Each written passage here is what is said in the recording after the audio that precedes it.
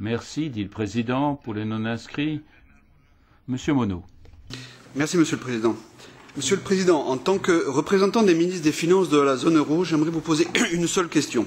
Mais tout d'abord, je m'inquiète de l'incapacité des gouvernements et de l'Union européenne à relancer la croissance économique et l'emploi, mais également à poser les bonnes questions de fond.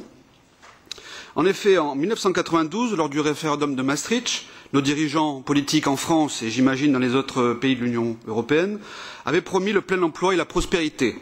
Qu'en est-il plus de 20 ans après? Tous les compteurs socio-économiques sont dans le rouge. Le chômage devient endémique dans toutes les classes d'âge. La croissance économique tangente le zéro, avec un risque de récession structurelle, et non une déflation comme on l'entend dans tous les commentaires politiques et médiatiques. La compétitivité est en berne, les finances publiques des États sont exsangues, jusqu'à la mise sous surveillance renforcée par la Commission européenne de la France.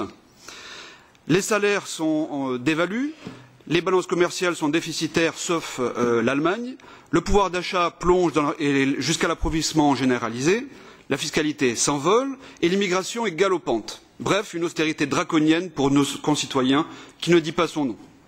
À l'inverse, les compteurs financiers sont au vert. Dans le système bancaire privé de la zone euro, les profits ont repris de plus belle depuis le sauvetage en 2008 par les États des fonds publics et le soutien permanent de la stabilité bancaire par la Banque centrale européenne. L'inflation monétaire est historiquement basse au détriment de l'emploi. Les bourses d'actions s'envolent, les rémunérations et enrichissements des élites sont indécentes comparées aux sacrifices réclamés à l'ensemble de la population. Alors, Monsieur le Président, au regard de cette constatation objective et alarmante de la situation, pensez-vous toujours que ce modèle macroéconomique ultralibéral de la Troïka, qui consiste à privatiser toujours plus et à vouloir tout unifier au niveau européen comme la monnaie, les budgets, les banques et demain les régimes de retraite, pensez-vous toujours en âme et conscience, Monsieur le Président, que ce soit le meilleur modèle macroéconomique dans l'intérêt général des populations et de nos concitoyens? Pour ma part, je suis pour le modèle de patriotisme économique. Et je crains que les peuples en colère décident à votre place de changer radicalement de politique. Je souhaite juste qu'ils le fassent démocratiquement. Merci.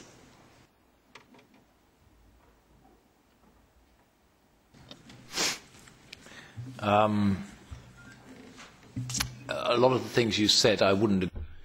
Il y a bon nombre de choses que vous avez dites pour lesquelles je ne serais pas d'accord, mais je ne peux pas, en quelques minutes, aborder toutes ces questions. Je vais me contenter de répondre à vos questions. Privatisation, sommes-nous sur le bon chemin ou pas? Mais la privatisation, ce n'est pas un élément clé de quelque programme que ce soit. Bon, parfois, ça permet de réduire la dette nationale. Nous n'avons pas beaucoup d'attentes concernant cette partie du programme. Je dois dire que les résultats ne sont pas mirobolants pour le moment. Ça fait partie de certains programmes, étant donné que dans certains pays, il y a des niveaux de dette qui sont intenables. Et donc, il faut parfois passer par la privatisation, effectivement.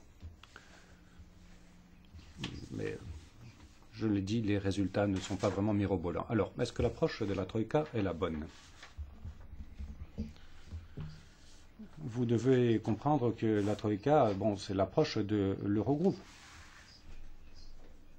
La Troïka ne décide pas de ses propres programmes.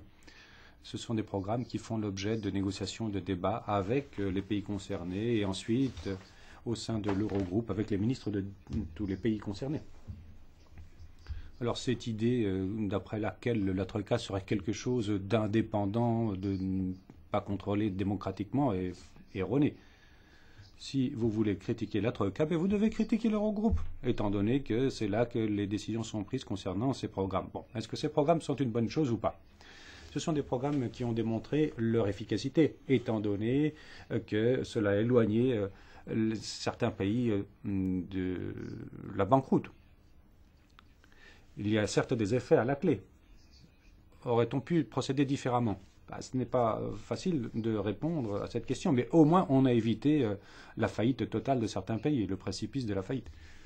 Est-ce que l'on aurait pu procéder différemment? Mais écoutez, ces programmes ont démontré leur efficacité. Bon, ça n'a pas permis, certes, de revoir à la baisse le taux de chômage, ça n'a pas permis non plus de résoudre des problèmes que l'on connaît dans nos sociétés, mais au moins cela nous a amené à la croissance, à la relance, à la réduction de la dette et parfois dans certains pays à la diminution du chômage. Est-ce que je suis satisfait? Je dirais non, nous devons faire plus. Nous devons trouver un mélange de bonnes politiques, nous devons trouver le bon équilibre. Nous avons une crise qui est liée à ces problèmes de déficit des balances, de dette, de crédit par trop facile par le passé, lié également au secteur bancaire, etc. Voilà la crise à laquelle nous avons dû faire face. Donc on ne peut pas dire que c'est une situation facile. Thank you. This was the first round for political. Merci, voilà pour les groupes politiques. Maintenant nous allons